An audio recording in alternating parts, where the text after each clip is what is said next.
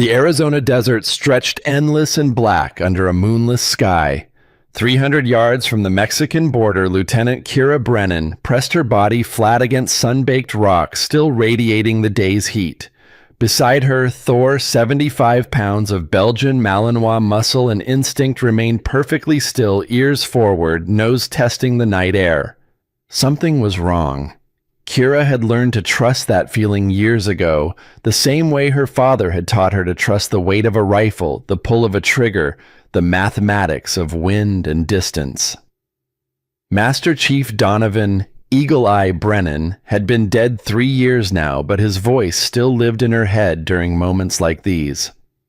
When the hair on your neck stands up, little hawk, you listen. Your body knows things your brain hasn't figured out yet. Thor's ears twitched, once, twice, then pinned back against his skull. Contact. Kira keyed her radio voice, barely a whisper. Actual, this is Brennan. Thor's alerting. Something's not right with this picture. Commander James Ghost Patterson's voice crackled back dry as the desert around them. Define not right, Lieutenant. We're supposed to be checking for coyotes, running illegals, not fighting World War III. Sir Thor doesn't alert on civilians. Whatever's down there. The night exploded. Muzzle flashes erupted from 4 positions, simultaneously converging on a small depression 200 yards ahead. Kira's night vision flared green-white with the sudden illumination. Through the bloom, she caught fragmentary images, a man diving for cover, something small clutched against his chest. A child.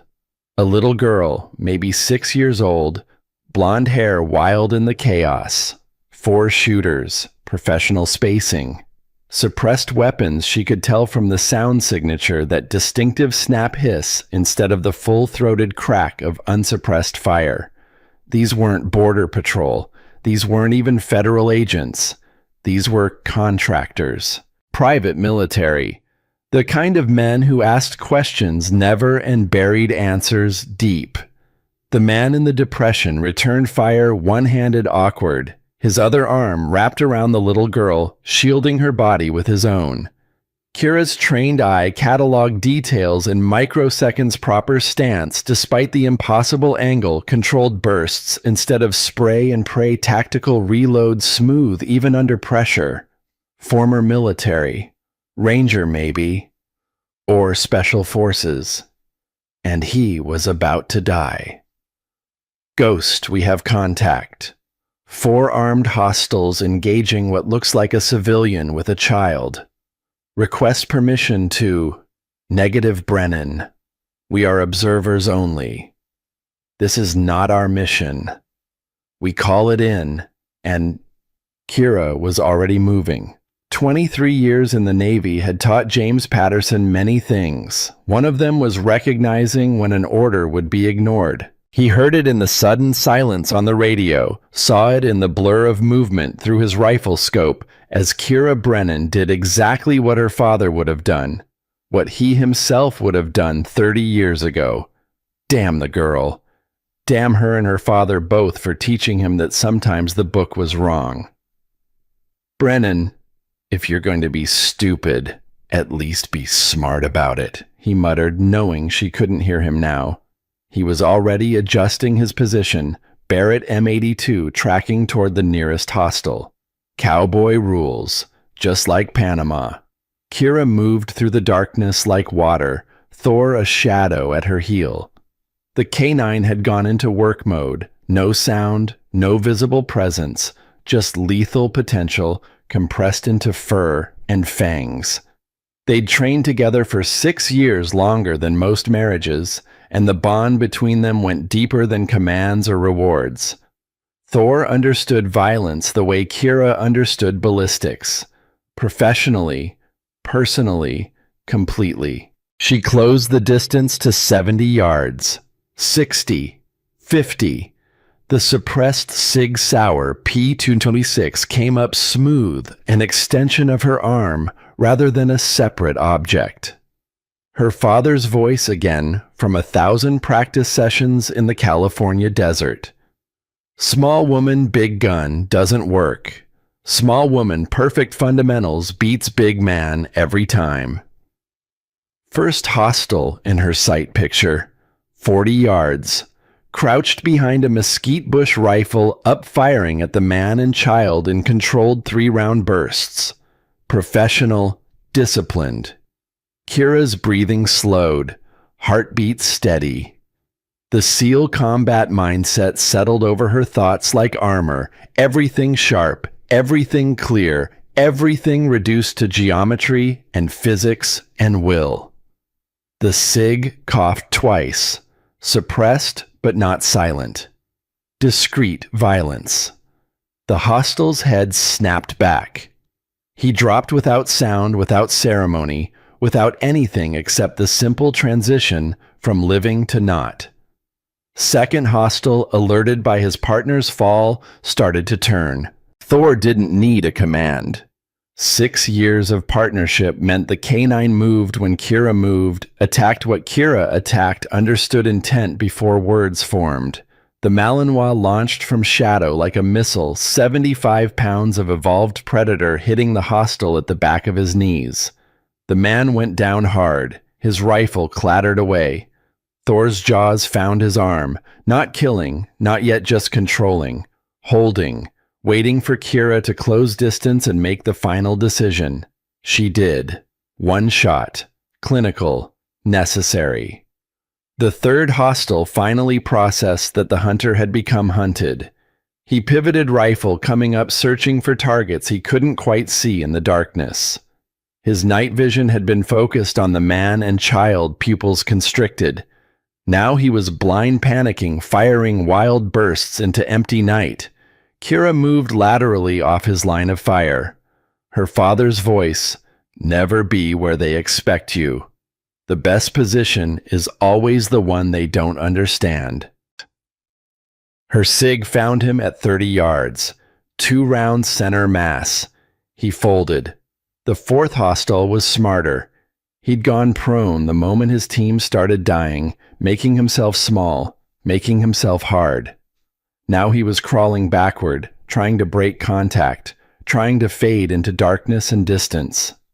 A voice cracked across the night, old but steady, riding the wind from 300 yards away. "Brennan, 4th Tango at your 3 o'clock, 220 yards. He's yours." Ghost. Watching through his scope, reading the battlefield like a book written in blood and shadow. Kira's M4 carbine came off her back, settling into the pocket of her shoulder like coming home. The ASOG optic found him just a dark shape against darker ground, barely visible, even with magnification. Moving away. Smart. Almost smart enough. "On target," she whispered. Wind left to right 4 knots. Temperature 38 degrees. "You're shooting downhill. Remember your ballistics." Her father had taught her to shoot. Ghost was teaching her to be deadly. The M4 fired once. The shape stopped moving. Silence reclaimed the desert. That peculiar stillness that follows violence, like the world itself holding its breath, deciding whether to keep turning or grind to a halt.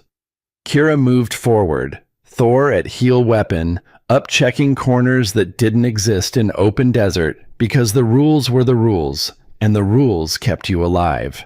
She found the man still crouched in the depression, still wrapped around the little girl, blood dark on his shoulder. His pistol tracked her movement, finger on trigger, ready. "Easy," Kira said, voice low. "I'm U.S. Navy. You're safe now. Nobody's safe." His voice carried the rasp of pain and exhaustion. "If you're here, they know where I am. If they know where I am, more are coming. Then we move. What's your name?" "Garrett Sullivan." "This is Emma." He shifted, revealing the child properly. 6 years old, blonde, blue-eyed, terrified, but silent. Trained not to cry, not to scream. That broke Kira's heart more than the blood or the bodies or the violence. No 6-year-old should know how to be silent while men with guns tried to murder her father. Garrett Sullivan, former Army Ranger 3rd Battalion, got out 6 years ago. Kira wasn't asking. The way he moved, the way he'd fought, the way he held his weapon told the story. What'd you do to make Redwood Defense Systems send a kill team after you? His eyes widened. How did you? Those aren't federal contractors. Wrong weapons, wrong tactics, wrong everything. Redwood runs the nastiest private military in California. So I'll ask again. What did you do? I found something. His hand moved to a pocket, came out with a thumb drive. Small, innocuous. The kind of object that looked like nothing and contained everything. Files, recordings, evidence of treason going back 27 years. And they killed my wife 18 months ago for finding the start of it. Emma whimpered.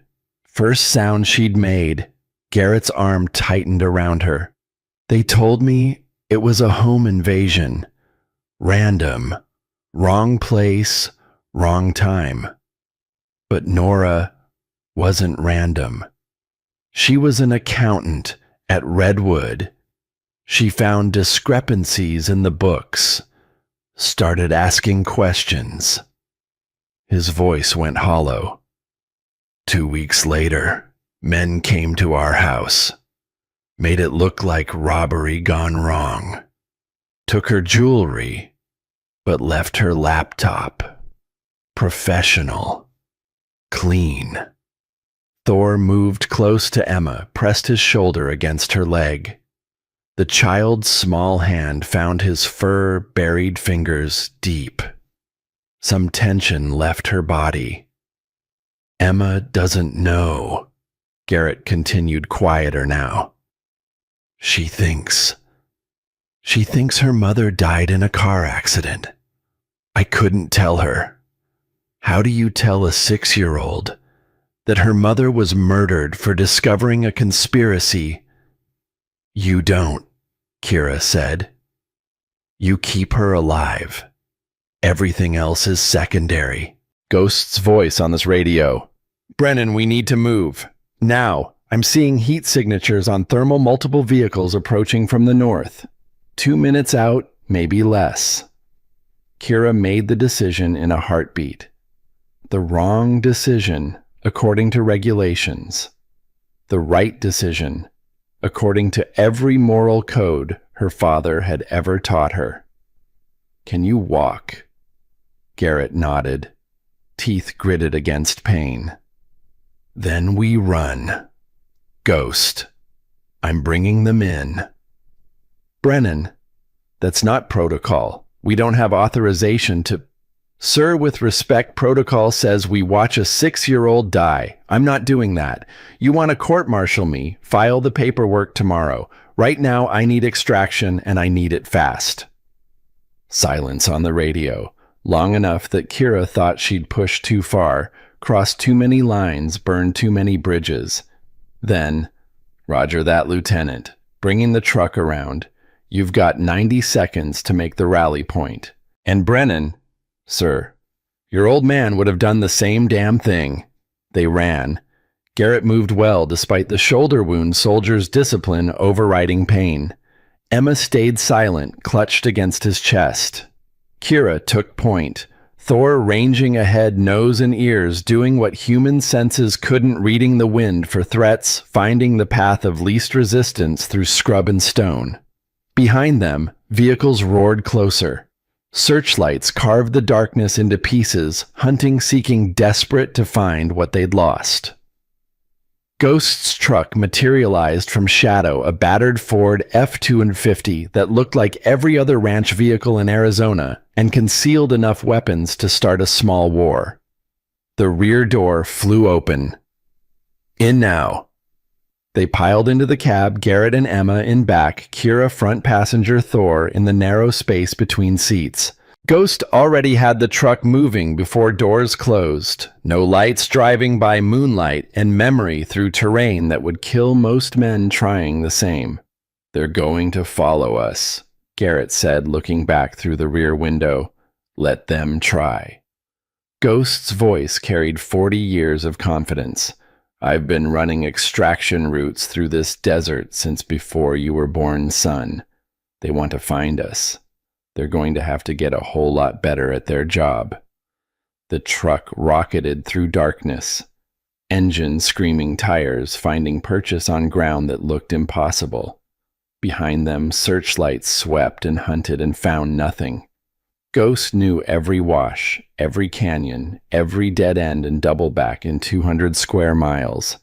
He'd learned it during the Cold War, teaching young SEALs how to disappear when disappearing meant the difference between mission success and body bags. 20 minutes later, the searchlights faded behind them. 30 minutes, and they were ghosts themselves, invisible, untraceable, gone. Kira finally holstered her cig, let out a breath she didn't know she'd been holding. Looked back at Emma, still silent in her father's arms, small hand still buried in Thor's fur. "You okay, sweetie?"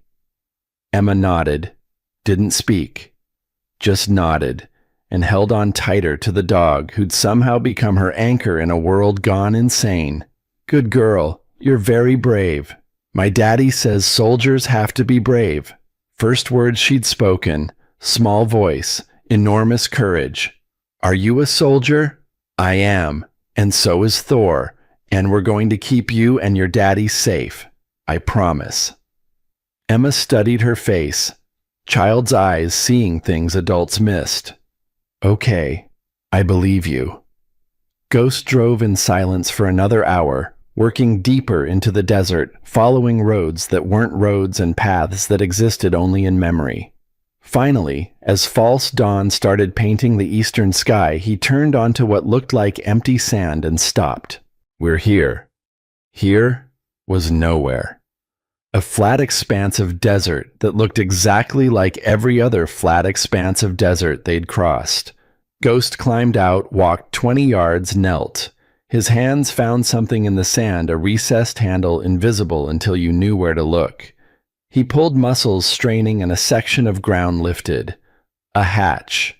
Concealed, camouflaged, perfect. Below it, stairs descended into darkness. "Cold War cache," Ghost said, voice matter of fact. Built in 1985 when the brass thought the Soviets might actually come across the Pacific. Forgotten about in 92 when the wall came down, and everyone decided we'd won forever. He smiled, thin and humorless. "I didn't forget. Some of us knew forever was a lie." They descended into the cache. Battery-powered lights flickered on, revealing a space larger than it should be, reinforced concrete, climate-controlled, stocked with supplies that should have expired decades ago but hadn't because Ghost had maintained them like some men maintain gardens. Weapons racked along one wall, food and water along another, medical supplies, communications equipment, everything needed to disappear and stay disappeared. "We're safe here?" Garrett asked. "Safe as anywhere." Ghost was already pulling a medical kit from storage. "Let's look at that shoulder." While Ghost worked on Garrett's wound, Kira settled Emma on a cot, Thor lying beside her. The child's eyes were drooping, adrenaline finally fading exhaustion, claiming what fear had held at bay. "Sleep, Emma. You're safe here. Promise. I promise. And soldiers don't break promises." Emma's eyes closed. Within minutes, her breathing deepened. Sleep took her, and with it, the terrible weight of being 6 years old and hunted by men with guns. Kira moved to where Ghost was finishing Garrett's bandage. Through and through wound, clean, painful, but not fatal. Lucky. "Talk," she said quietly. "Everything. Start with why Redwood wants you dead, bad enough to send a kill team." Garrett looked at Emma, sleeping safe for now. When he spoke, His voice carried the weight of a man who'd held secrets too long. I worked at security for Redwood Defense Systems. Cybersecurity, specifically monitoring networks, checking for intrusions, keeping the classified material actually classified. He paused. 3 months ago, I was doing routine maintenance on one of our secure servers, found a hidden partition, encrypted, air-gapped, isolated from everything else. Shouldn't have existed. But you're good at your job, Ghost said. So you found it anyway. I'm very good at my job. Took me 6 weeks, but I cracked the encryption. Inside. He pulled out the thumb drive again, held it up to the light, like it contained all the world's sins compressed to digital format. Inside was everything. 27 years of treason documented in excruciating detail. What kind of treason? Kira asked. The worst kind. The kind that doesn't look like treason at first. Garrett's jaw tightened. After the Cold War ended, a lot of covert operators found themselves obsolete. Men who'd spent decades running black ops in hostile territory. Men who'd done things that never officially happened. When those operations got declassified or shut down, those men got nothing. No recognition, no proper benefits, no acknowledgement that they'd even existed. Ghost's face had gone carefully neutral, too neutral. The kind of neutral that meant the words were landing close to home. Some of them got bitter, Garrett continued. Started selling what they knew. Intelligence from old operations, technology from decommissioned programs, names of assets still active in hostile countries, small stuff at first easy to justify as just compensation for services rendered that nobody wanted to admit had happened. But it didn't stay small, Kira said. It never does. By 2010, they'd graduated to active military technology, encrypted communication systems, drone software, weapons specs. And Redwood Defense Systems was the middleman making it all look legitimate. Defense contracts, research, partnerships, international sales, all above board, all legal, all completely treasonous. How much money are we talking about? Ghost's voice had gone flat. $220 million over the last 6 years alone. And that's just what I could find in 3 months of investigation. The actual number is probably double that. Ghost walked to the far wall, stared at weapons from a war that ended before Kira was born. When he spoke, his voice carried a terrible understanding. Names. You have names in those files. Dozens of them. Retired officers, active contractors, 3 sitting admirals, and... Garrett stopped, looked at Kira directly. Your father is mentioned in those files, Lieutenant Brennan. The world stopped. What? Master Chief Donovan Brennan, listed as investigating unauthorized technology transfers. Last entry dated August 2022, 2 weeks before his death in Afghanistan. Kira's hands had become fist knuckles, white breath coming short and hard. They killed him. His training accident wasn't an accident. Garrett's voice gentle now, understanding that he'd just destroyed her world. The files contain a voice recording. Admiral Richard Hawthorne giving the order. And the voice confirming execution is... He hesitated. Say it. Colton Vance, former SEAL, now independent contractor for Redwood Defense Systems. Ghost turned from the wall, face carved from stone. Rick Hawthorne. Jesus Christ. Rick Hawthorne. You know him? Kira asked. Know him? I served with him for 15 years. Panama in '89, we stormed Noriega's compound together. Desert Storm in '91, we ran interdiction ops behind Iraqi lines. Somalia in '93, we covered the extraction when everything went sideways. Ghost's voice cracked just slightly, just enough. He was my friend, my brother. I was best man at his wedding.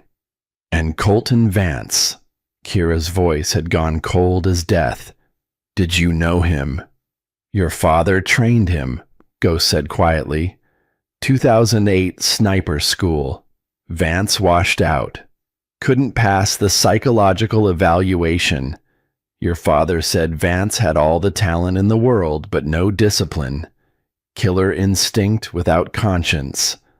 Those were Donovan's exact words. And now he's murdered my father. And now, Ghost agreed, he's coming for us.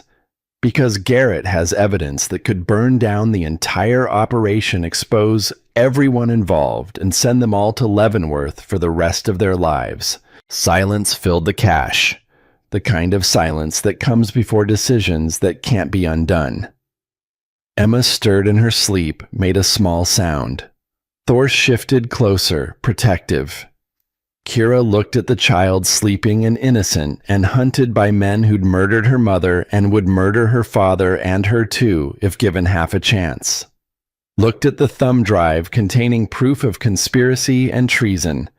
Looked at Ghost old and tired and still dangerous because some skills never fade.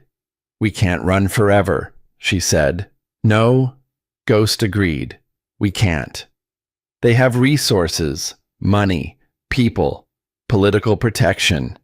Yes, we're 4 people, a dog, and a thumb drive full of evidence that half the government will want to bury.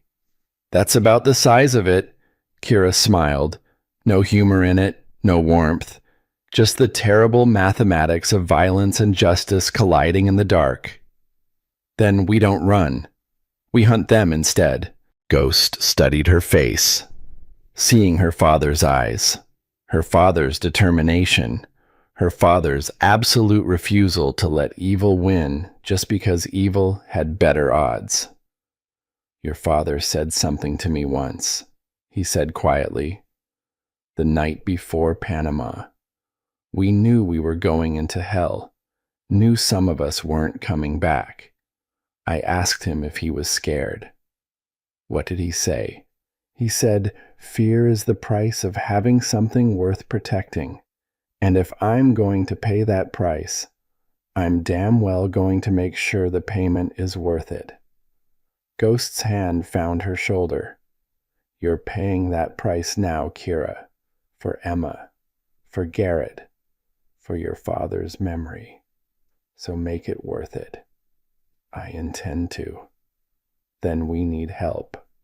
The kind of help that doesn't come from official channels.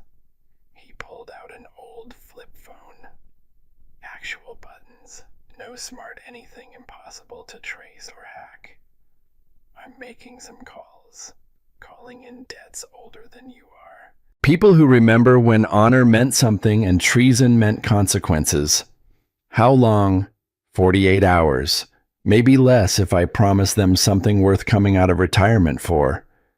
He looked at the thumb drive in Garrett's hand. And I'd say, exposing the people who turned American military service into a fire sale qualifies as worth it. Kira nodded, looked at Emma again, sleeping peaceful now, Thor, a warm presence against her side. 48 hours. She agreed. Then we go to war. Outside, dawn broke over the Arizona desert, painting the sky in shades of gold and crimson. Inside the cache, 4 people and a dog prepared for a fight that should never have been necessary. But as Donovan Brennan had taught his daughter 20 years ago during long afternoons in the California desert, learning to shoot and think and survive. The world doesn't give you the fights you want, little hawk. It gives you the fights you need. Your job is to win them anyway. Kira Brennan intended to win, whatever the cost. 48 hours became 46 before Ghost's phone rang. Kira was cleaning her cig when the sound cut through the cache's silence, a tinny electronic chirp from a device that belonged to a different era. Ghost answered without preamble, listened for 30 seconds, then simply said, "Understood. 2 hours." He closed the phone with a snap that sounded like a period at the end of a sentence. "They're coming," he said. "2 of them. Old friends. The kind you want in a fight. And nowhere else." "Can we trust them?" Kira asked. Ghost's smile carried decades of shared violence. "With everything except money, women, and good judgment. But for this, absolutely." The first one arrived 90 minutes later. Kira heard him before she saw him, the rumble of a diesel engine that sounded like it had crossed half the country without stopping. The hatch opened and boots descended heavy and deliberate. Senior Chief Dalton McLeod filled the narrow stairway like water fills a glass. 6'2", barrel-chested gray hair cropped military short despite retirement 12 years past. His face carried the roadmap of every hard place the Navy had ever sent him, scar tissue around the eyes, broken nose reset imperfectly, jaw that looked like it had been arguing with the world and winning since 1964. He saw Ghost and his face split into a grin that belonged on a man half his age. "You old bastard. Told my wife I was going fishing." "You don't fish," Ghost said. "I know, she knows. But it's what we tell ourselves so she doesn't have to know I'm doing something stupid." Dalton's eyes found Kira assessed her in a single glance that measured everything from stance to weapon maintenance to the set of her jaw. This, the Eagle Eyes girl. Lieutenant Kira Brennan meets Senior Chief Dalton McLeod. He's forgotten more about weapons than most people ever learn. Dalton extended a hand. His grip was careful, strong enough to show respect, gentle enough to show he understood she didn't need to prove anything. "Your father taught me urban warfare in Mogadishu," he said. "Best tactical mind I ever served with. He saved my life twice in one day. I'm sorry he's gone." "Thank you," Kira said. Then, because she needed to know, Ghost said you served in Grenada. 1983, I was 19 years old and dumber than a box of hammers. His grin faded. Learned real fast that war doesn't care about your age or your politics or your certainty that you're on the right side. It just cares whether you can shoot straight and move fast. And you could. I'm still here, aren't I?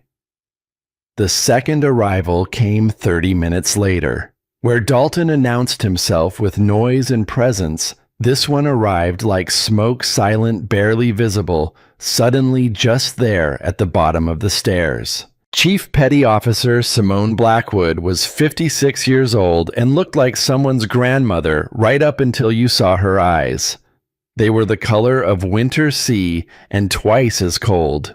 5'6", slender build gray hair pulled back in a severe bun.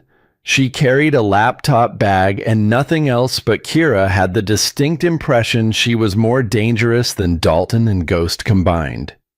"Simone," Ghost said, "it's been too long." "Not long enough. I was enjoying retirement." Her voice carried a British accent softened by decades in America. "Then you called and said, 'Cold War ghosts,' and I couldn't very well ignore that, could I?" "No," Ghost agreed. "You couldn't." Simone's gaze swept the cache, cataloging, analyzing.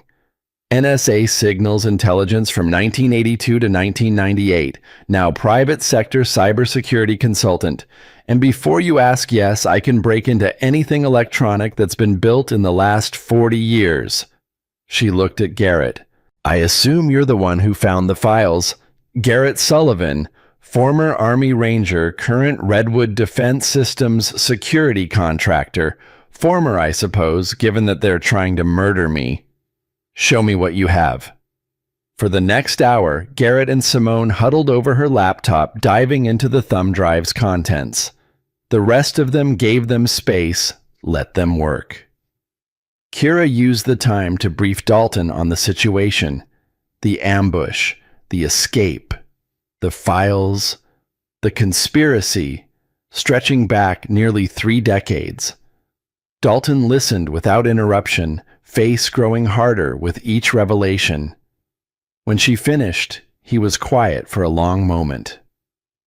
"Rick Hawthorne," he finally said. "Never served with him personally, but I knew his reputation. Panama Desert Storm Somalia. The man was everywhere. The shooting was worst. Thought he was one of the good ones." "He was," Ghost said quietly. "Once.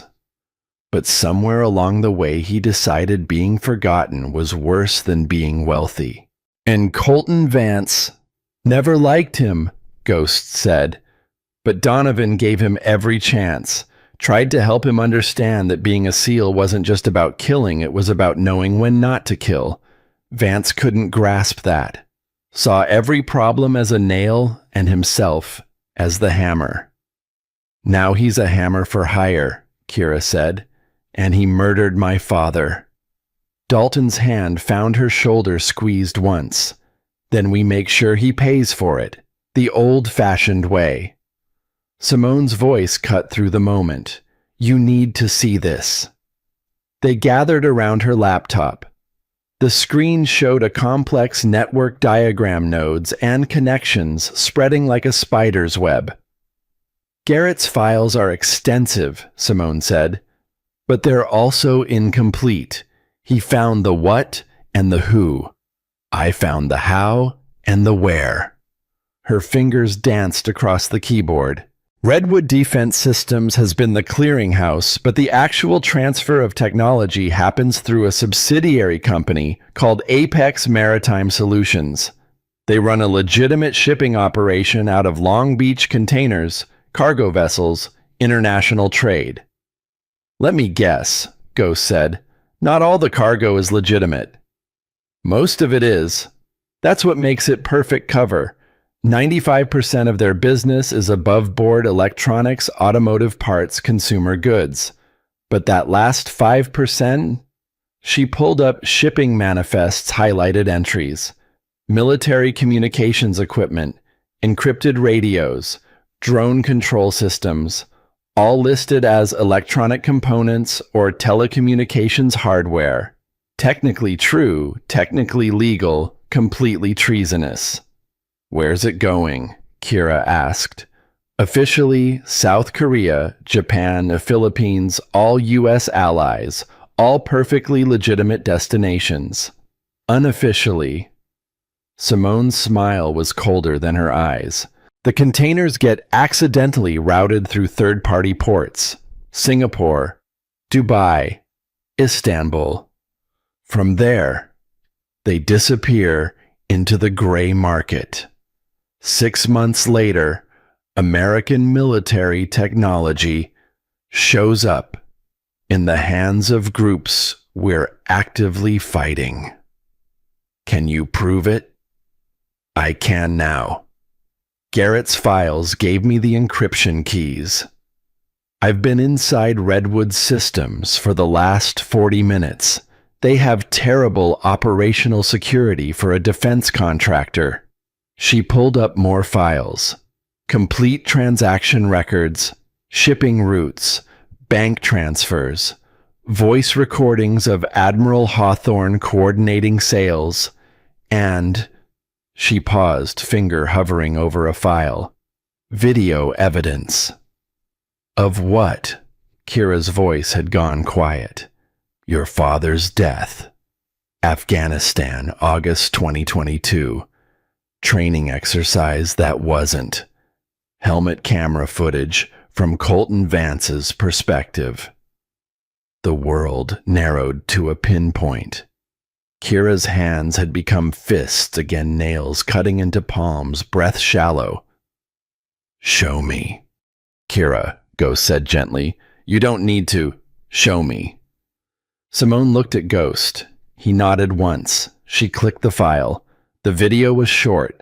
3 minutes of grainy footage showing an Afghan mountain range, a training course, her father moving through it with the fluid grace of a man who'd done this 1,000 times. Then Vance's voice, cold and professional. Target acquired. Orders confirmed. Execute. The camera shifted. Her father turned, saw Vance, understood in the last second what was happening. His mouth formed words. The audio was bad, but Kira could read lips had learned from her mother, who was deaf in one ear and taught her daughter the skill as a game. Her father's last words. Tell Kira. Tell her I'm proud of her.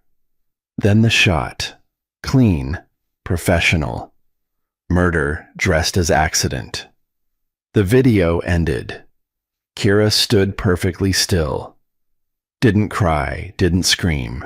Didn't move at all, because movement meant breaking, and breaking meant losing control, and losing control meant dishonoring everything her father had taught her about being a warrior. Thor moved to her side, pressed against her leg. Warm, solid, real. I'm going to kill him, she said quietly. Not arrest him, not capture him, kill him. No, Ghost said. You're not. She turned, anger flaring. He murdered my father, watched him die, and he's going to stand trial. He's going to face justice. He's going to spend the rest of his life in Leavenworth knowing that everyone knows what he did. Ghost's voice was iron. You kill him, you become him. Your father didn't raise you to be an assassin, Kira. He raised you to be better. Ghost is right, Dalton said. We do this the right way, the hard way. We gather evidence, expose the conspiracy, and let the system work. The system? Kira's laugh was bitter.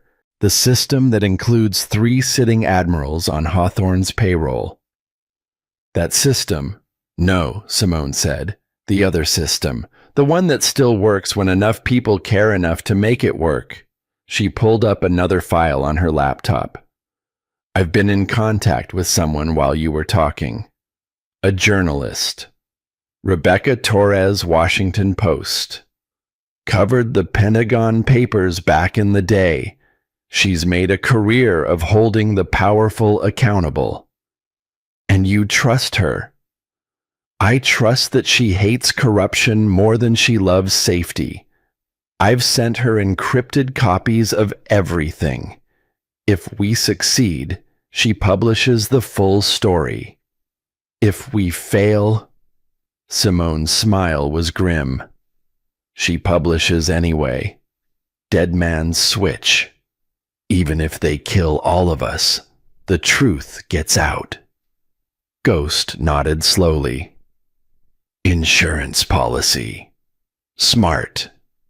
But it also means we can't afford to fail quietly. If we go down loud. Then we don't go down, Kira said. What's the target? Simone pulled up a satellite image. Port of Long Beach, massive and complex, thousands of containers and dozens of ships. She zoomed in on one vessel, medium-sized cargo ship, Liberian flag, nothing distinguishing. Pacific Star, container ship scheduled to depart in 32 hours. Manifest shows electronics and automotive parts bound for Singapore. Reality shows. She pulled up hidden files, $40 million in cash, 3 crates of military-grade encrypted radios, 2 crates of drone control systems, and enough classified documents to compromise active operations in 7 countries. That's not a shipment, Ghost said. That's an exodus. They're liquidating. Garrett's disappearance spooked them, Simone agreed. They're moving everything they can before he can expose the operation. This is their last big score before they scatter and disappear. How many hostiles? Kira asked. Unknown.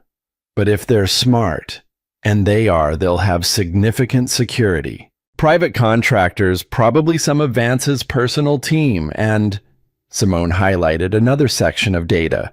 Admiral Hawthorne will be there personally, overseeing the operation. The room went silent. Rick's coming out of the shadows, Ghost said softly. That's not like him. He's always been the man behind the curtain. He's desperate, Dalton said. Desperate men make mistakes. Or desperate men burn everything down rather than get caught. Ghost studied the satellite image face, thoughtful. We need a plan, not just tactics strategy. We're going up against a professional security force with resources we can't match. We need to be smarter, faster, and willing to do things they won't expect. Old school, Kira said. What? You said it yourself. Your generation ran operations that the current military has forgotten. No GPS, no drones, no satellite communications, just maps and radios and people who knew how to move through enemy territory like smoke. She looked at Ghost, at Dalton, at Simone. Teach me.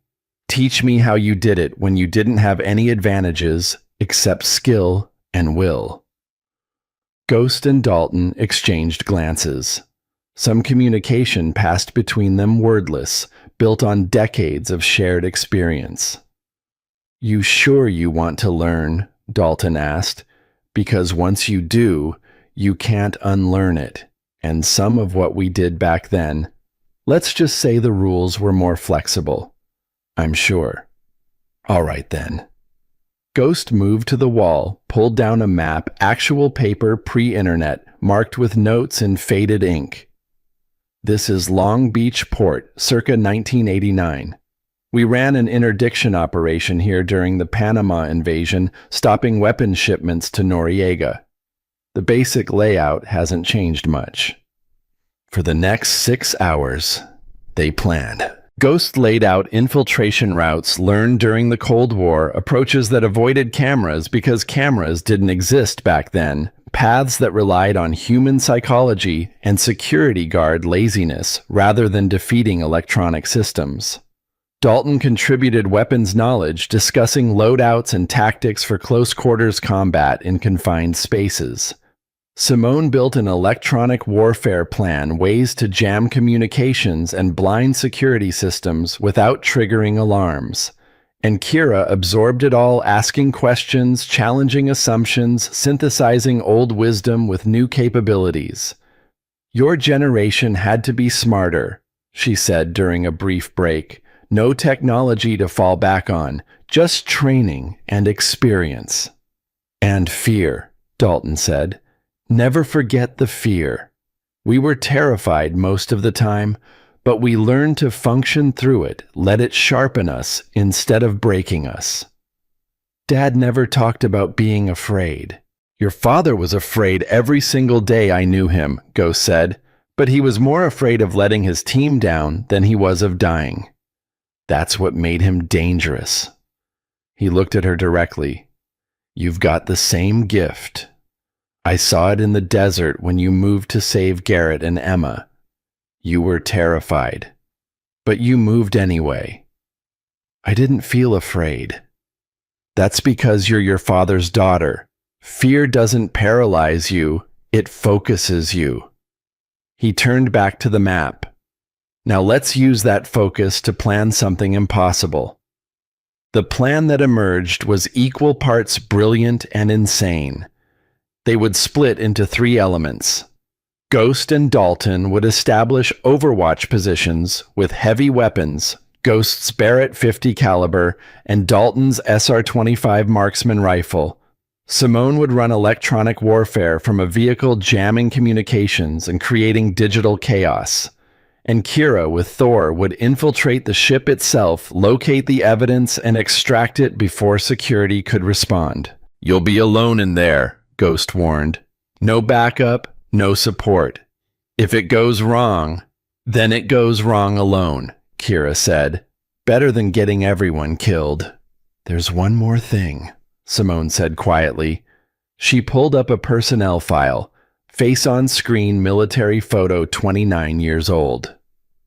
Petty Officer First Class Declan Rourke, currently assigned to SEAL Team 7. Before that Naval Criminal Investigative Service. Before that intelligence analysis. I don't understand, Kira said. He's undercover. Has been for 8 months. NCIS sent him into Vance's operation to gather evidence from the inside. Simone's smile was thin. I have a back-channel contact who confirmed it. Rourke is one of the good ones. If things go sideways, he's your insurance. Does Vance know? God, I hope not. Because if he does, Rourke is already dead. They spent the next 12 hours in preparation. Weapons cleaned and loaded, gear checked and rechecked, routes memorized until they could navigate them blind, contingency plans built on top of contingency plans. Garrett stayed with Emma, who'd become the mission's heart in ways none of them wanted to acknowledge. She represented everything they were fighting for: innocence, justice, the belief that some things were worth protecting even when the cost was high. At one point, Kira found her awake, staring at the ceiling, Thor lying beside her. Can't sleep, Kira asked. I keep thinking about my mom. Emma's voice was small. Daddy says she's in heaven, but I don't think he believes it. I think he just says it so I won't be sad. Kira sat on the edge of the cot. What do you think? I think... Emma's hand found Thor's fur. I think she's watching, making sure we're okay. And I think she'd want Daddy to be safe. He will be. I promise. You keep saying that, but what if you can't keep the promise? What if the bad men win? Out of the mouths of children came the questions adults were too afraid to ask. Then they win, Kira said honestly. But we won't let that happen without a fight. And sometimes fighting is all you can do, even if you're scared, even if the odds are bad. You fight because the alternative is giving up, and giving up means the bad men win forever. Emma studied her face. Were you scared when you saved us? Terrified. But you saved us anyway. Yes. Then you're really brave. Emma's small hand found Kira's. My mom was brave too. She found something bad and she tried to stop it. That's why the bad men hurt her. Your mom was very brave, and she'd be very proud of you. And of Daddy. Especially of Daddy. He's protecting you the best way he knows how. Emma nodded, satisfied with this answer. Her eyes drifted closed, hands still holding Kira's Thor warm against her side. Kira waited until she was certain Emma was asleep, then carefully extracted her hand and stood, found Garrett watching from across the cache, face haunted. Thank you, he said quietly, for lying to her. I wasn't lying. She will be safe. You can't promise that. Yes, Kira said. I can, because the alternative is unacceptable. 18 hours before the operation, Ghost gathered them for final briefing. The map spread across the table marked with routes and positions and contingencies. This is going to be loud, he said. Once we engage, they'll know we're there. Speed and violence of action will be our advantages. Hit them before they can organize extract, before they can coordinate a response. Rules of engagement, Dalton asked. Anyone holding a weapon is a hostile. Anyone giving orders is a priority target. But we're not executioners. If they surrender, we take prisoners. Ghost's eyes found Kira. And that includes Vance. You get the shot. You take him alive if possible. Understood. Understood. I mean it, Kira. Your father would want justice, not revenge. I know. And she did. But knowing what her father would want and being able to deliver it were two different things. They spent the final hours in silence, warriors before battle, each preparing in their own way. Dalton field stripped his weapons 3 times muscle memory and ritual combined. Simone ran final checks on her electronic warfare system's typing code that would turn Port of Long Beach's security infrastructure against itself. Ghost stood at the map staring at it like he could divine the future from contour lines and shipping routes, and Kira sat with Thor, forehead pressed against his sharing breath and heartbeat, and whatever passed for prayer between soldier and dog. "Good boy," she whispered. "Best boy.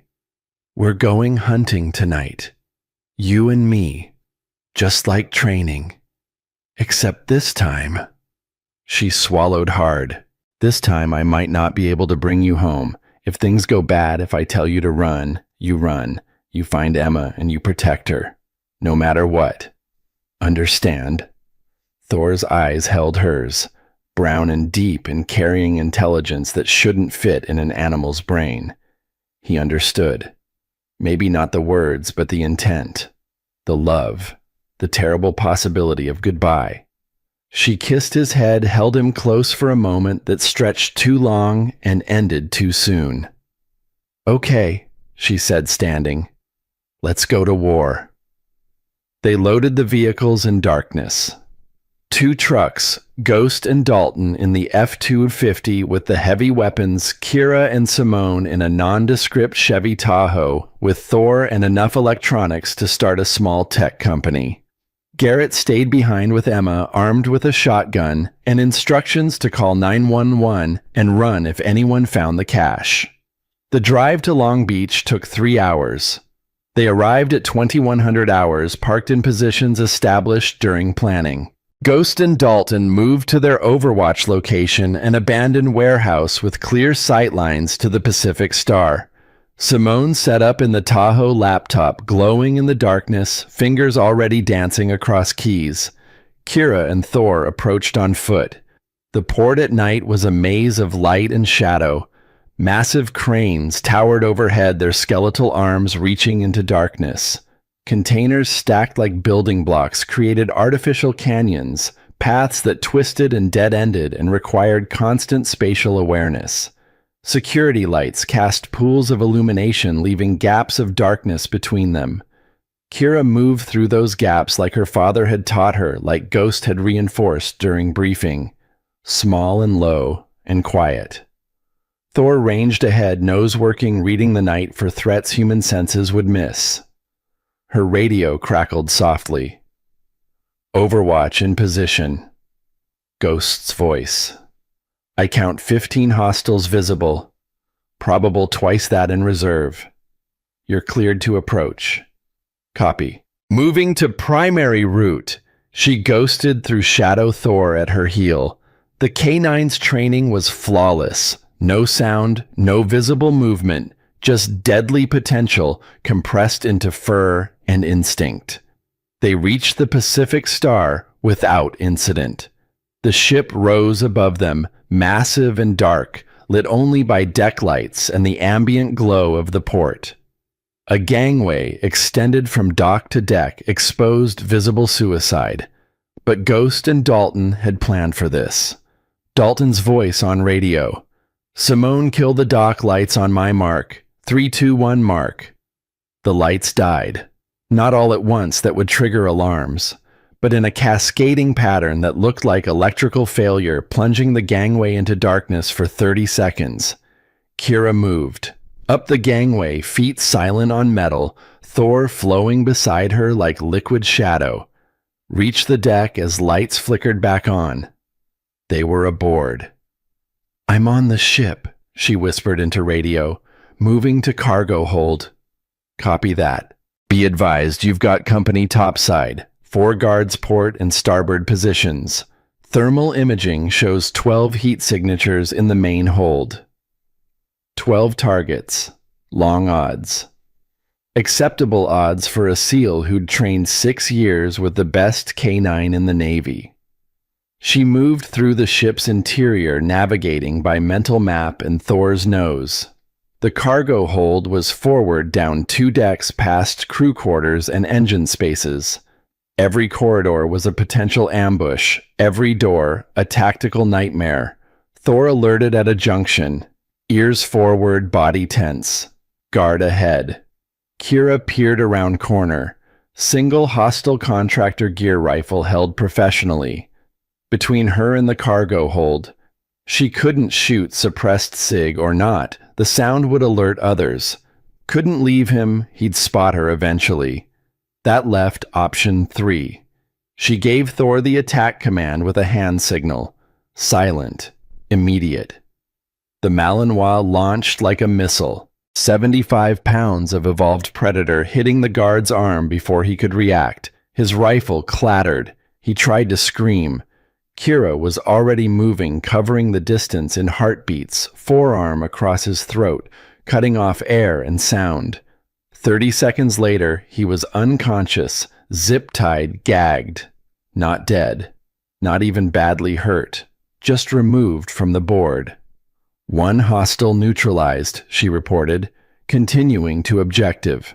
The cargo hold door was locked.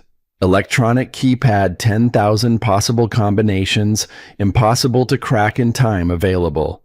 Except Simone had been inside Redwood Systems for 12 hours. Try 77429. The lock clicked open. Beyond the cargo hold opened like a cavern. Containers stacked floor to ceiling, creating a maze within a maze. And in the center, exactly as intelligence predicted, 4 men working around an open container. One of them turned at the sound of the door opening. Colton Vance. Even across 60 feet of bad light, Kira recognized him from the video, from the file photo, from her nightmares the last 3 nights. The man who murdered her father. Their eyes met. Time stopped. The moment stretched crystalline and sharp. Then Vance smiled. "Lieutenant Brennan, I was hoping you'd come." And hell opened up. Vance's hand moved toward his radio. Kira's SIG came up faster. The shot caught him in the shoulder, spinning him away from the container. His radio clattered across metal deck plating. The 3 other men in the hold dove for cover weapons materializing from concealment.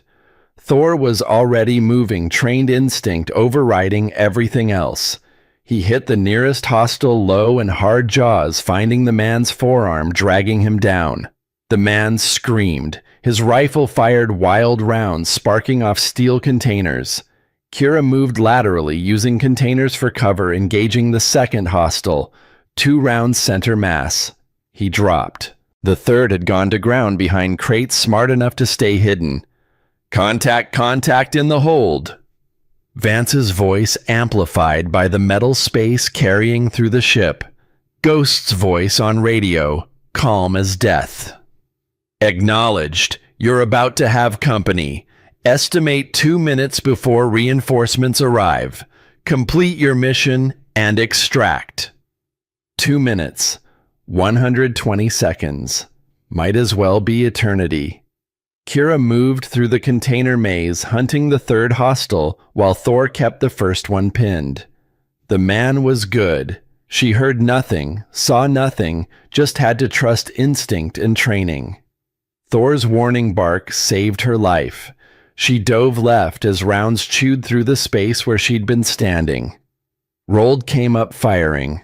Caught the hostile as he repositioned 2 shots that ended his war.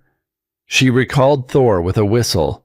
The Malinois released his target unconscious, bleeding out of the fight, and returned to her side. 3 down, she reported. "Vance wounded but mobile. Where is he?" Simone's voice. Thermal imaging shows him moving toward the stern, trying to reach an exit. "Not today, he's not." Kira pursued Thor, ranging ahead. Blood trail on the deck, Vance's shoulder wound, leaving breadcrumbs. She followed it through narrow passages past crew quarters, engine spaces echoing with machinery. Found him at a watertight door, struggling one-handed with the locking mechanism. Blood soaked his shirt. His face had gone pale, but his eyes remained sharp, calculating. "Don't move," Kira commanded Sig, steady on his center mass. Vance turned slowly, hands visible, one arm hanging useless. "Your Eagle Eyes girl. I see it now. Same eyes, same stance. Even hold your weapon the same way. On your knees, hands behind your head. He was proud of you, you know." His last words. Vance's smile was ugly. Dying in the Afghan mountains, bleeding out from a shot he never saw coming, and all he could think about was his daughter. "I said on your knees." I watched the life leave his eyes. Took almost 2 minutes. He stayed conscious the whole time trying to say your name. Vance's good hand drifted toward his belt. "Want to know what else?" he said. "Hands where I can see them." But his hand was already moving, coming up with a backup pistol small enough to hide fast enough to matter. Kira fired first. Not center mass, Ghost's voice in her head, demanding justice, not revenge. The round took Vance in the right leg, dropping him hard. His pistol skittered across the deck. Thor pounced on it, jaws closing over the weapon, removing it from play. Vance lay bleeding from shoulder and leg, face twisted in pain, and something else. Regret, maybe, or just rage at being caught. "You should have killed me," he gasped. "Your old man would have. My father was better than you, better than I'll ever be. That's why he's dead, and you're going to trial." Kira zip-tied his hands behind his back, rough but professional. Navy SEAL to prison inmate. Hell of a career arc. Before she could key her radio, Ghost's voice crackled through, strained and urgent. "Brennan, hold position. Hawthorne just emerged from the central cabin. He's making for a helicopter on the stern deck." "Can you take the shot?" Kira asked, hauling Vance to his feet. "Not without killing him. We need him alive." A pause, heavy with decision. "I'm going in. Dalton, you have overwatch. Keep Kira's exit route clear." Ghost negative. "That's not the plan. Plans change. Hawthorne doesn't walk away from this. Not after everything." Ghost's voice carried 40 years of betrayal compressed into a few words. "Keep Vance secure. I'll handle Rick." The radio went silent. Kira zip-tied Vance to a pipe, made sure he wasn't going anywhere. Thor guard. The Malinois took position, teeth bared at the prisoner. She moved toward the stern weapon, up following Ghost's last known trajectory.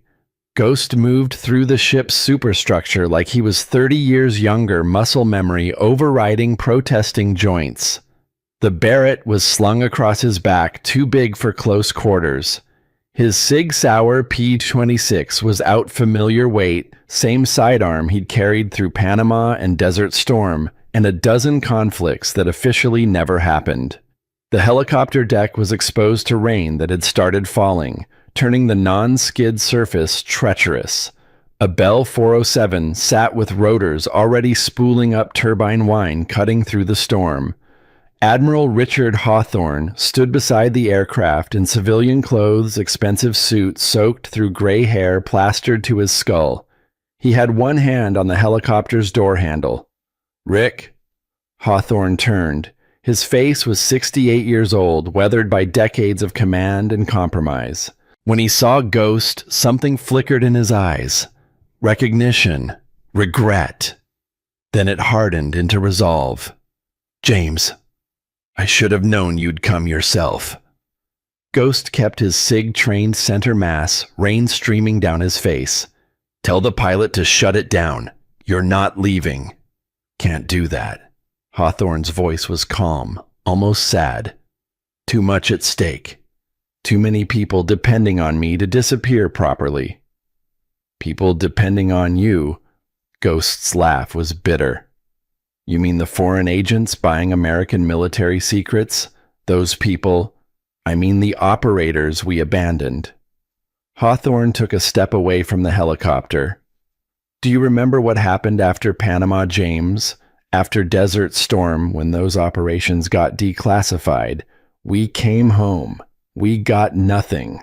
The Admiral's composure cracked. Classified missions stay classified, meaning we never officially existed. Our injuries not service-related because the missions never happened. PTSD from operations that didn't occur. Can't get VA coverage for that. We bled in the shadows and they wanted us to stay there. Forgotten. Expendable. Ghosts. Ghost took a step closer, Sig never wavering. So you sold out. Turned traitor. That's your answer. I reclaimed what they stole: our dignity, our futures, our value. Hawthorne's hand moved fractionally toward his jacket. They made us disappear, James. I just started charging them for the privilege. Don't move that hand. Ghost's finger tightened on the trigger. We both know I'll drop you before it clears your jacket.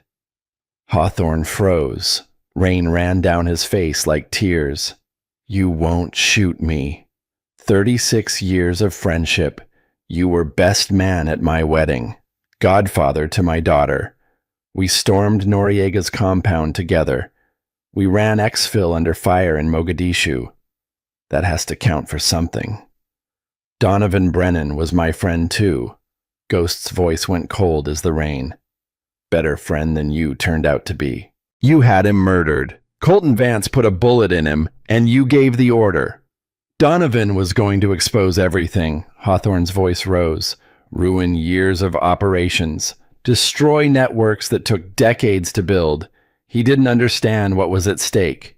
He understood that treason is treason, that selling military technology to our enemies isn't reclaiming dignity. It's getting American soldiers killed. Ghost's jaw tightened. How many operations got compromised because you sold comms encryption? How many assets got burned because you traded their names for cash? How many of our people died so you could buy a bigger house? Hawthorne's face twisted. You think this is about money? About greed. This is about recognition. About finally getting what we earned. We fought their wars, ran their black ops, did things that would make Congress vomit. And when it was over, they threw us away like used ammunition. So you became what we spent our lives fighting against. I became what I had to become to survive. Hawthorne's hand moved again, faster this time, going for the pistol Ghost knew would be there. Ghost fired once. The round took Hawthorne in the shoulder, deliberate shot disabling, not killing Chosen. The Admiral went down hard, pistol clattering from his hand across wet deck. Ghost moved forward, kicked the weapon over the side, pressed his boot against Hawthorne's shoulder wound. The Admiral screamed, voice lost in rain and rotor wash. That's for Donovan, Ghost said quietly, leaning down so only Hawthorne could hear. This is for every man you betrayed. He zip-tied Hawthorne's hands behind his back with enough force to make the Admiral gasp, hauled him to his feet, barrel of the cig pressed against his spine. It didn't have to be like this, Hawthorne said, voice weak with pain. We could have walked away, Rich James. Both of us. Set for life. All you had to do was look the other way. Like you did in Panama. Like you did in Somalia. When did you become so righteous? When my best friend got murdered for doing the right thing. Ghost started dragging him toward the superstructure. When I realized that some betrayals are too big to ignore. When I understood that Donovan Brennan had more honor in his little finger than you and I combined. You're a hypocrite. You've killed more men than I ever sold out. I killed enemies of the United States. You created them. Ghost keyed his radio. Overwatch, I have Hawthorne. Moving to extraction point. Dalton's voice crackled back. Copy that. Kira's clear with her package. Rally point in 3 minutes. Roger. Ghost paused, looked at Hawthorne, bleeding broken the man who'd been his brother in arms for 36 years. You asked when I became righteous. I didn't. I just finally learned the difference between compromise and corruption. Donovan tried to teach you that. You killed him for it. Hawthorne's laugh was bitter. And now you'll be the hero. The old warrior who brought down the conspiracy. They'll probably give you a medal. I don't want a medal. I want you in prison for the rest of your life, thinking every day about the men you betrayed. That's justice enough. He dragged the Admiral through the ship, meeting Kira at the port deck. She had Vance zip-tied and gagged. Thor stood guard ears alert. When she saw Hawthorne, something dark flickered in her eyes. Is he alive, wounded, coming with us? Ghost's voice was flat. 2 traitors. 1 justice system. Let's see if it still works. Footsteps echoed from forward reinforcements arriving. Multiple boots moving fast. Overwatch. I have Vance secured, but I'm about to be overrun. Need an exit strategy. Ghost's voice carried strain now, the first sign of pressure. Working on it. Dalton and I are engaging targets topside. You've got a path to the port side deck, but it's going to be hot. Simone, can you give her cover? Already on it. Keyboards clacked rapid fire, killing all internal ship lighting in 3, 2, 1. Darkness swallowed the ship. Emergency lights flickered on dim and red, turning the passages into something from a nightmare. Kira hauled Vance to his feet. Sig pressed against his spine. You're walking. Try anything and you'll be crawling. They moved through crimson-lit corridors, Thor on point, Vance stumbling but complying. Behind them, confused shouts as reinforcements tried to navigate suddenly hostile terrain. This is insane, Vance muttered. You're 1 woman with a dog. We have 30 operators on this ship. You're not getting out. Watch me. They emerged onto the port deck. Night air hit like cold water after the ship's enclosed spaces. Kira oriented quickly. Gangway was aft exposed. But Ghost had planned for this, too. Overwatch. I need fire support. Danger close. Acknowledged. Get down. Kira dropped, pulling Vance down with her. Thor went flat on command. Ghost's Barrett spoke from 600 yards away. The sound arrived before the impact, a crack like thunder splitting the world. One of the deck guards simply ceased to exist, above the shoulders physics and high-velocity 50 caliber rounds writing their own brutal equation. Dalton's SR-25 followed disciplined 3-round bursts that dropped 2 more hostiles before they understood what was happening. Move now, Ghost commanded. Kira ran, hauling Vance Thor flowing beside them. Rounds chased them across the deck, wildfire from panicked contractors who couldn't see targets in darkness and muzzle flash. She made the gangway, started down. Behind them, the ship erupted in chaos. Simone had done more than kill the lights. She'd triggered fire alarms, activated sprinkler systems, locked watertight doors randomly throughout the vessel. 30 trained operators reduced to confusion by 1 woman with a laptop and no conscience. They reached the dock. Kira shoved Vance toward the rally point, kept her SIG trained on the ship. Thor watched their 6 alert for threats. Overwatch, I'm clear. Say status. We're mobile. Dalton's packing up. I'm providing cover fire for hold on. The Barrett roared 3 more times in quick succession. Contact eliminated. Hostiles are staying buttoned up on the ship. Think we convince them that pursuing is bad for their health. Copy. Moving to extraction point Alpha. The Tahoe materialized from Shadow Simone at the wheel. Kira threw Vance in the back, Thor jumping in beside him, teeth bared in case the prisoner had any final stupid ideas. They were moving before doors closed. Behind them, the Pacific Star sat quiet, now bleeding personnel but still afloat, still loaded with evidence of treason. "We got what we came for," Ghost asked over radio. "Negative.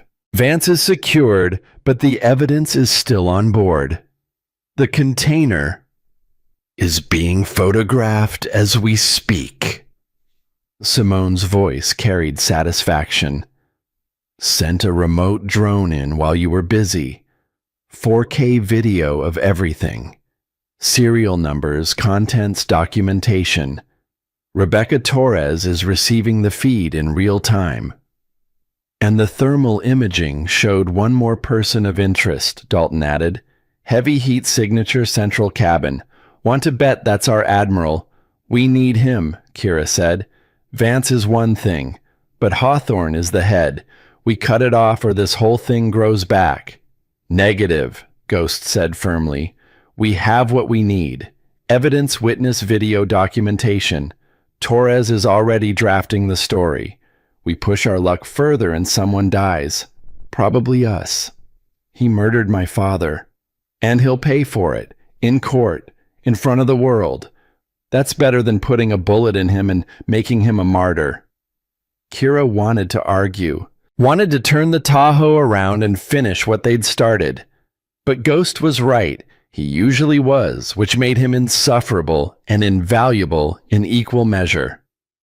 "Fine. We extract. But if Hawthorne rabbits, he won't." Simone interrupted. "I've been monitoring his communications. He's calling in favors, trying to activate political protection.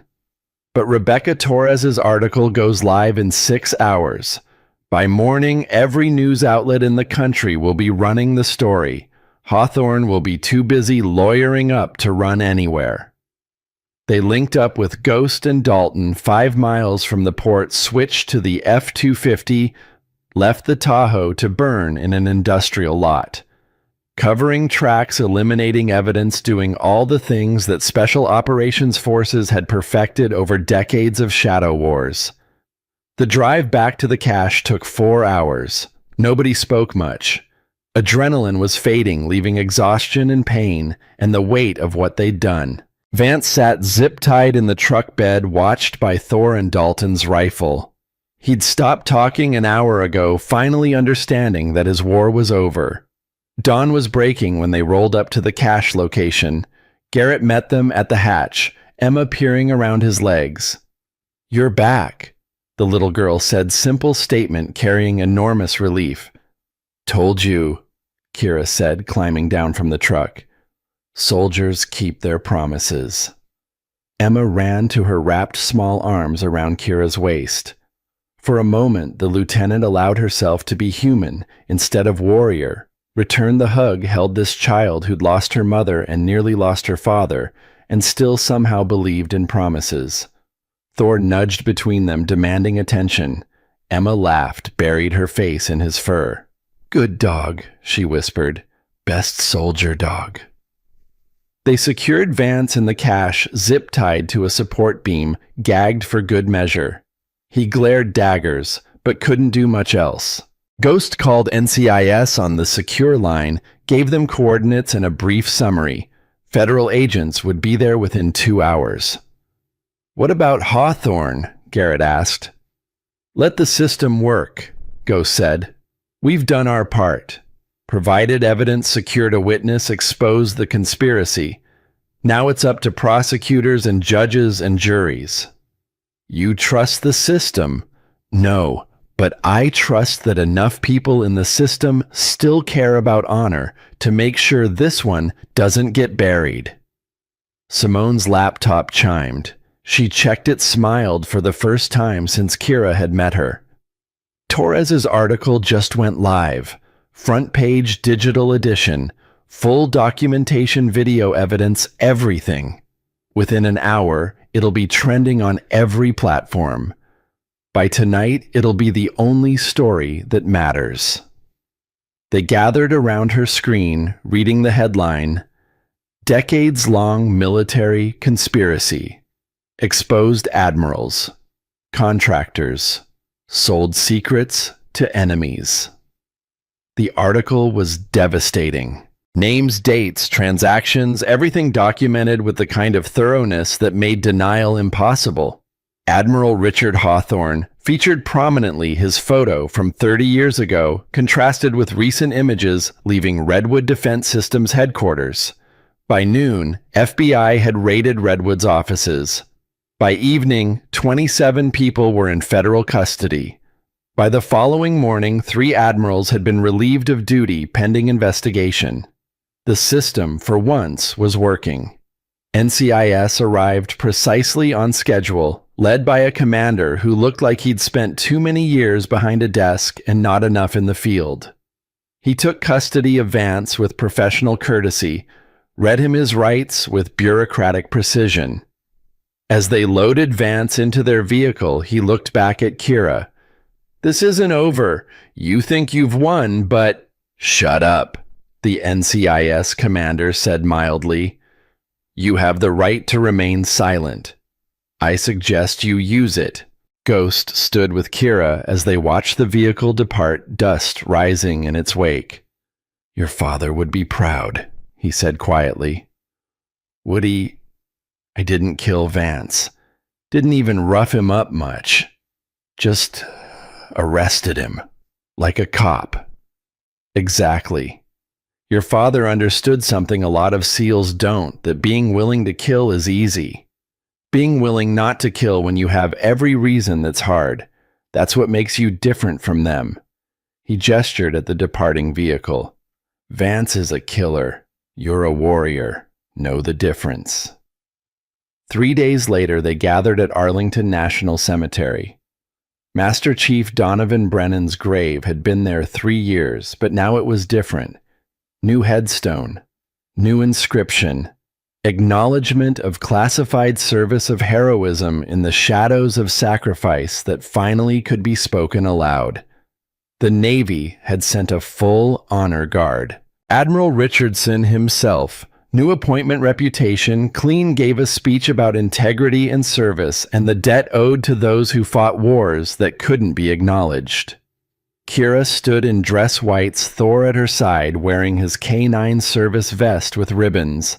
Emma held her hand, small fingers gripping tight. Garrett stood behind them, one hand on his daughter's shoulder.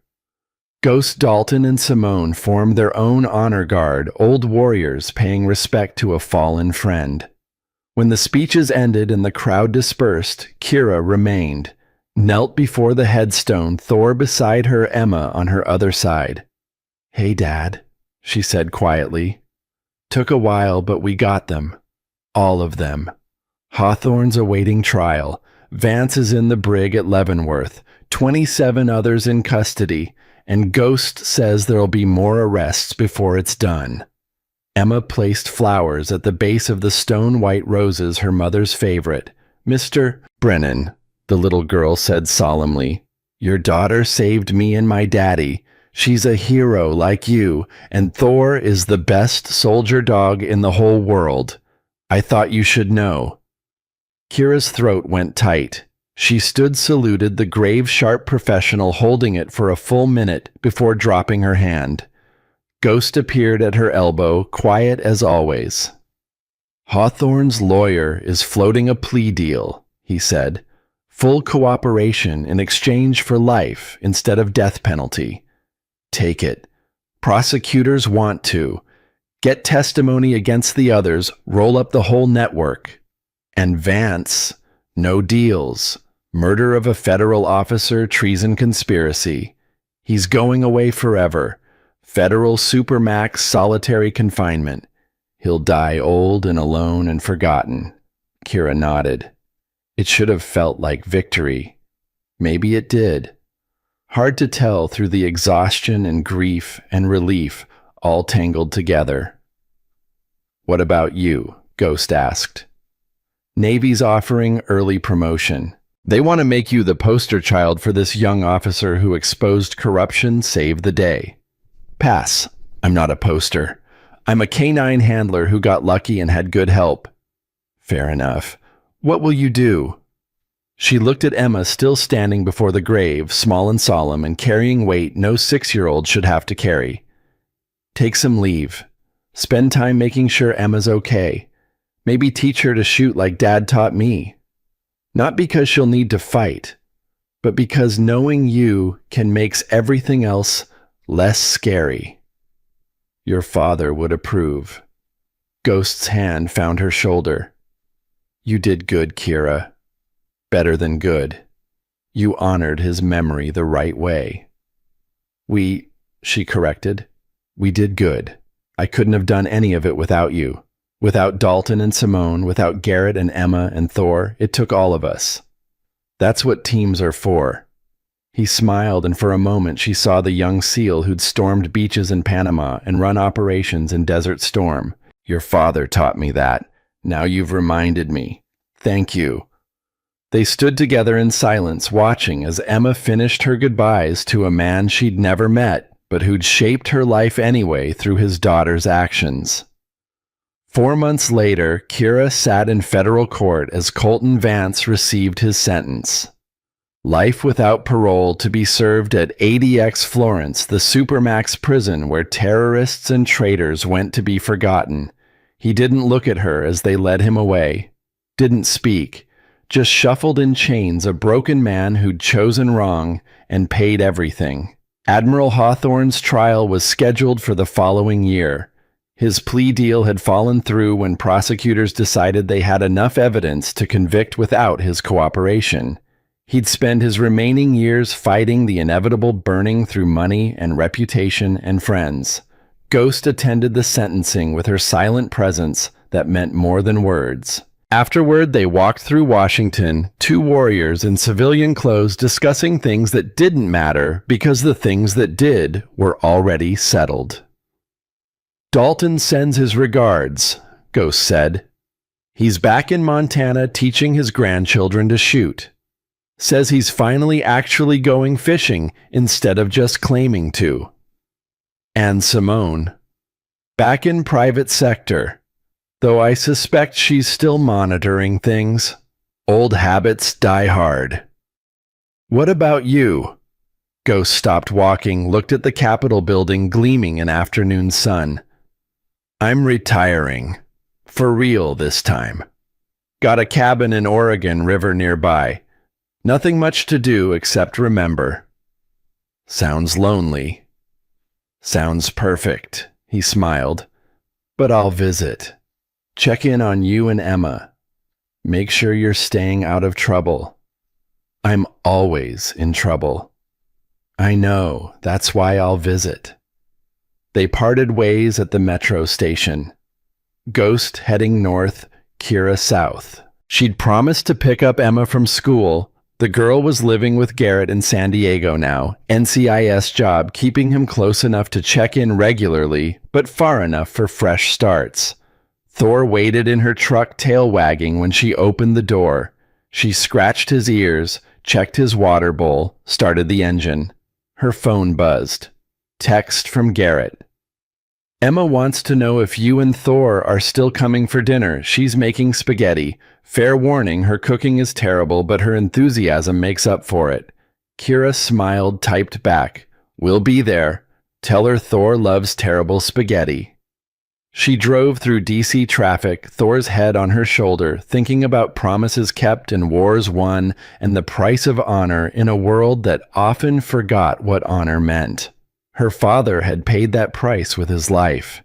She'd paid it with violence and fear and 3 days of not knowing if she'd survive to see Emma's smile again. But they'd won. The good guys had actually won. Didn't happen often. Didn't happen enough. But today, this once justice had prevailed over corruption and truth over lies. That had to count for something. At Emma's school, the little girl burst from the doors like a small blonde rocket backpack bouncing. She spotted Kira's truck and ran over, threw her arms around Thor the moment he jumped down. "You came. I told Daddy you'd come, but he said you might be busy saving the world or something." "Nope, just saving dinner from your cooking." Emma laughed, the sound bright and clean and unmarred by shadows.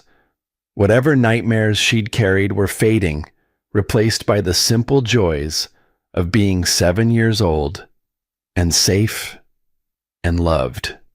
Garrett appeared slower, but smiling. "Hope you're hungry. Emma's made enough spaghetti to feed a SEAL platoon." "Lucky for you, I brought my appetite." They drove to Garrett's apartment, small but comfortable, with pictures on the walls and toys scattered across the floor and all the signs of a life being rebuilt from ashes. Dinner was exactly as terrible as promised. Emma's spaghetti was overcooked and underseasoned, and she'd somehow managed to burn garlic bread in a microwave. But they ate every bite and praised her cooking, and Thor got fed meatballs under the table when nobody was supposedly looking. After dinner, Emma insisted on showing Kira her room.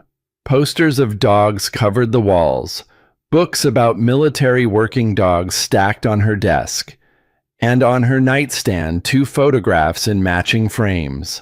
One showed her mother smiling alive, unaware that the future held only 18 more months. The other showed Kira and Thor taken the day after the operation, both of them exhausted, dirty alive. "You're my hero," Emma said simply. "You and Thor. You saved us. And you got the bad men who hurt my mom." Kira knelt to Emma's level eye to eye the way her father had done with her 1,000 times. "Your mom was the real hero, Emma. She found something wrong and tried to fix it even though it was dangerous. That took more courage than anything I did. Daddy says she'd be proud of me for being brave." "She would be. And she'd be proud of your daddy too for protecting you. We all just did what needed doing. That's not heroism. That's just being decent humans." "I think it's both." Emma hugged her fierce and tight. "Thank you for keeping your promise. Thank you for coming back." Later, driving home through San Diego traffic, Thor asleep in the passenger seat, Kira thought about promises and prices and the thin line between them. Her father had promised to serve with honor. That promise cost him everything. She'd promised to protect Emma. That promise nearly cost her the same. But both promises had been worth keeping. Both prices worth paying. Because in the end, what defined a warrior wasn't the weapons they carried or the enemies they killed. It was the promises they made, and the lines they wouldn't cross, and the people they protected, even when protection came at terrible cost.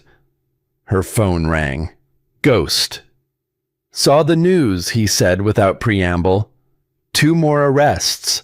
DOJ is going after the political appointees who tried to bury the investigation. This thing has legs. "Good. How's Emma?" "She's 7 years old and making terrible spaghetti and having nightmares twice a week instead of every night. So, better. Getting better." "And you?" Kira was quiet for a moment, checking in with herself, taking honest inventory. "I'm okay. Not great. But okay. And that's enough for now." "Your father used to say something," Ghost said. "After hard missions, when we'd lost people and won anyway, he'd say, 'The price of freedom is paid in small installments by ordinary people doing extraordinary things. We just made a payment. Now we rest until the next one comes due.'" Sounds like him. It should. He said it so often I memorized it. Ghost's voice softened. "Rest, Kira. You've earned it. The next payment isn't due yet. Roger that, old man. Take care of yourself." "You too, little hawk." He hung up. The nickname, her father's nickname for her, hit different coming from Ghost. Like a torch passing a legacy acknowledged a promise that even though Donovan Brennan was gone, the things he'd taught and believed and fought for lived on. Kira drove through the night, Thor sleeping peaceful, the city lights blurring past. Tomorrow she'd return to duty. Next week she'd testify at another hearing. Next month there'd be another mission, another crisis, another fight. But tonight she was just a woman driving home with her dog, having kept a promise to a 6-year-old girl, having honored her father's memory the only way that mattered. With truth, with justice, with honor. And that was enough. The radio played softly classic rock, her father's favorite, and somewhere in the California darkness, Kira Brennan smiled. Mission complete. Dad, mission complete.